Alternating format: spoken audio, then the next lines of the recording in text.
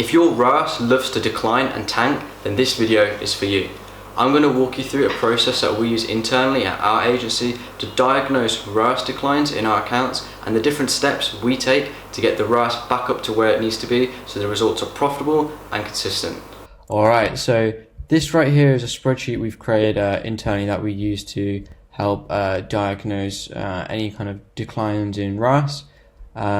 So what we've done is we've kind of mapped together every kind of possible issue that can cause, declines in performance and accounts, and put them together on a flow chart, just so anytime there's a specific situation that's causing a drop in ROAS, we can quickly diagnose the issue, see what it is, and then you get the ROAS back up to where it needs to be. So if we identify there's a trend, within an ad set, the campaign, that the ROAS is above the target, but in its lifetime, but recently it's been starting to decline. Well, the first thing we do is we look at the CPC. Is the CPC increasing? And if the CPC is increasing, well, we look at, is the CTR decreasing, or is CPM increasing? So if we see that the CTR is decreasing and the CPC is increasing, well, we know that's it could be an indication of creative fatigue. So we look at, is the frequency increasing whilst the first time impression ratio and ROAS are decreasing? So obviously frequency is the number of times on average someone has seen your ad. Your first time impression ratio is the percentage of people that saw your ad within an audience for the first time, and then obviously your ROAS is your return on ad spend. So obviously if the people are seeing your ad on average are increasing, yet less people are seeing your ad for the first time and your ROAS is decreasing, that's a sign of creative fatigue. Now if you don't know what creative fatigue is, that's basically when the audience, when someone sees the same ad over and over again and they become less responsive to it, the CTRs go down and they generally just stop engaging. For example, you may have seen an ad on TV. When you first see it, you're going to watch it because it's something new, you don't know what it is. But then if you were to watch that same ad 10 times, you would start turning off the TV, you start switching the channel because you already know what's going to happen, you know what the offer is, you're not interested in it, you switch off after that point. So if we've noticed that the CPC is increasing, the CTR is decreasing, and the frequency, and whilst frequency is increasing whilst the first time impression ratio and ROAS are decreasing, we know it's going to be creative fatigue. And so what we do is obviously we take our creators with good initial performance, within our KPIs from our creative testing campaign, we cycle them in, we take our other proven creative that was doing alright before, above our target ROAS, and we maybe turn them back on, and then turn the other creatives off. So we're just cycling new creative that we know works back into the ad set. Now, if that's not the case, then we know that there actually could be a disconnect between the audience and the creative angle. The ads might have started off really well, but kind of over time, if they've started to taper off, maybe the messaging on the ad doesn't quite fit in line with the messaging on the landing page, right? So try new creative, try a new angle, see if that gets a better response.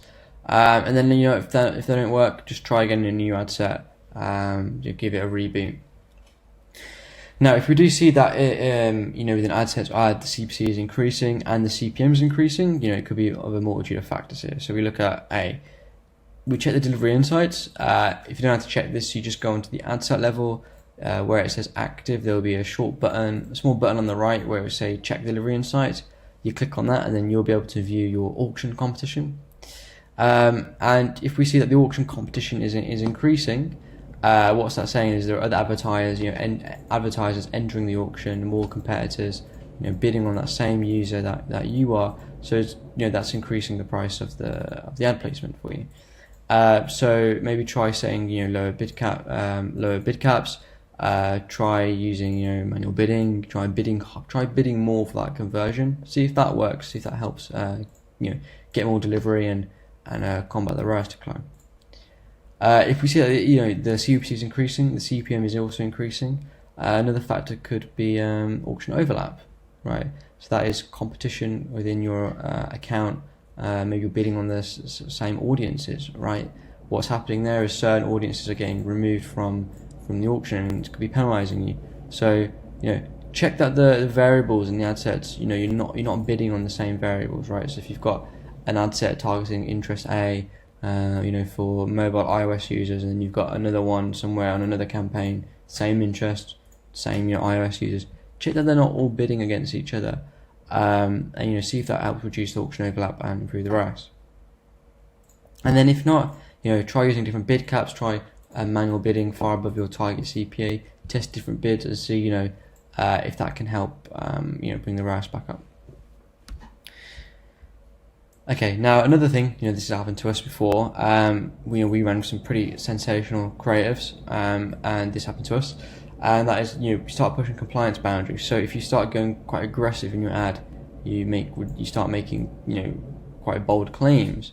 You start using creatives that are a bit clickbaity. You start, running some stuff that is kind of pushing the boundary of compliance here. What can happen is the ad account could have got flagged. So Facebook has penalised the account. Your CPMs you'll see a sharp increase in CPMs, maybe a sharp decrease in the traffic quality. You'll start noticing it's a higher drop-off rate. Basically, you're just getting worse performance on your account. The account could have got flagged. The only way you can really tell for certain is to contact Facebook support and just confirm that the account's flagged. If the account has been flagged, you might have to create a new one. Now, here's another one that's got not really related to the ads, but more to the operational side of things of an e-commerce brand. Is check your customer service. Have you been getting a lot of refunds, returns lately, or customers getting peed off? Check your Facebook page score. If it's low, see why. Maybe there's an issue with your product quality. Maybe there's an issue with your shipping times back end. When a customer makes a purchase with a Facebook ad for your product, they will sometimes get a survey delivered to them a few days after from Facebook, asking you, what it was like. Was it a good experience? Did the product arrive on time? Was it good quality? If your customers are filling that out and complaining on Facebook, no, you're not a good brand. You've got issues, and they're going to penalise you because they don't want more people on their platform having a negative experience buying your products. So check the back end side of things. See if there's any issues on fulfillment, logistics, and making sure that those are in order before you start scaling up. So if it's not the case, then what it could be is maybe negative feedback. So if you're running kind of ads where it's a very polarized message, maybe you've got either people that really love your brand or really hate your brand, or you are making some claims that people aren't too happy with, whatever it could be. If there's negative feedback, it's going to start hurting your CPM, going to start increasing up, and it also risks an account ban. So checking your page post to verify. There's a quick little kind of, calculation you can do to see if your posts are getting a lot of feedback, and that is divide some of your negative feedback. So your people that are X'd out, people that marked as spam, over the sum of your engagements. If the value is greater than 0.1%, then it's likely that your ad has too much negative feedback and you're starting to get penalised. If that's the case, you need to just get rid of that ad, delete it, because that you will risk an account ban. Alright, now if you notice that your CPC is not increasing, then we look to these other metrics here. So we look at CPM, CTR, conversion rate. So if you notice that you're getting a similar CPM, a similar CTR, but your conversion rate is decreasing, could be a few things, right? So the first one could be your ad could be a bit clickbaity. It's performing well at the start, but then after, people just not responding to it, there's a disconnect maybe between the claim you made in the ad, between what's actually presented in the landing page, and people are just starting to drop off. That could be one reason. So make sure if you are being a bit clickbait, turn it down a little bit. Now, if you're noticing the decrease in conversion rate, there could be an issue with the website. So we have a sheet that's pulls in all the data in real time every day, so we can quickly analyze any bottlenecks in the account. And one thing we look at is number one, is the landing page views to add to cart rate low? So are people visiting the product page, but the conversion rate between people who view content and add to cart is that decreasing? So number one reason could be there's a disconnect between the ad and the offer, right? So improve the offer congruence between the ad and landing page. So make sure that what you say in the ad is the same as what you say in the landing page. There's no disconnect there. Number two could be a pixel tracking issue. Maybe your add to cart event isn't firing properly. Look into that. Get a dev to look into it, or use the Facebook pixel helper to look into that. Maybe check your heat map recordings to diagnose any site issues. Look into the recordings on Hotjar or Lucky Orange or whatever software you use. See, look over like the people that are navigating your site. Are they finding it hard to go around? Are there like obtrusive pop-ups that maybe someone on your team has installed that you weren't aware of, and now that's hurting, that's preventing people from adding to cart? See if there's any blockages in the way that's stopping people from adding to cart. Is the add to cart button changed in size or color where it's harder to see it? That could be one thing. And one thing I like to do is get an older relative, someone who's not savvy with the computer.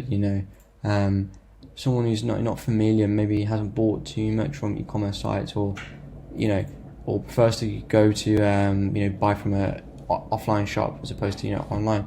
Get them to try and make a test order, right? We as marketers, as entrepreneurs, it's very easy for us to kind of go through a website and know what to do, because we do it all day, every day. We know how to click through on an ad onto the site. We know how to we know exactly where the add to cart button. We know what's going to happen after the add to cart. But older people who might not have as good vision, or they might not be as familiar, get them to go around it. You'll notice you'll be able to find some issues that you wouldn't be able to spot from your kind of perspective by getting other people less tech savvy to go through your kind of whole site and funnel and checkout process. So that's worth a shot. Now, if we are noticing, obviously we're getting a similar CPM, similar CTR, but a decrease in conversion rate, another thing could be check the drop-off rate.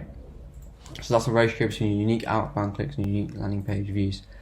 If we're noticing that the drop-off rate is increasing, it's going, let's see, it was at 10% before, but now it's at 15, now it's at 20. What could happen to the load time of the website could be increased, right? If all of a sudden, your site is becoming a lot slower, that's obviously going to be hurting the Facebook ROAS, because there's going to be less people, visiting the site and less purchases. Check that your pixel tracking is working properly. Is your view content, is your page view event firing? It could be maybe your site is perfectly, the site speed is perfectly fine, but the pixels aren't firing when they should be. Again, maybe check there's a potential flagged ad account. If your account has been flagged, you will get worse quality traffic that won't load the landing page as often as better quality traffic. So check that. And if that doesn't work, try a new ad account. If your drop off rate is quite substantial, like say past 20%, you're going to be losing a lot of money. You really should be aiming at around 10%. Maybe if you're on Shopify, it'll be hard to get a fast, a load time under 5 seconds. But if you're on a custom, you can get it a lot faster than that. It's really imperative that you fix the drop-off rate if it is very high in your accounts, just because you're spending so much money on ads every day. You don't want to be losing traffic from just because of such a small issue like a slow site.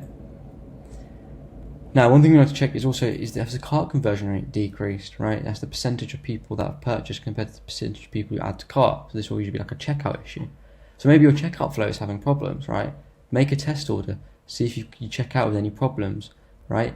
If your checkout process, there's something's broken in it, or events aren't firing, or there's more obstacles, and there's an obstacle in the way that's preventing the user from checking out, that could be one bottleneck that's stopping someone from buying.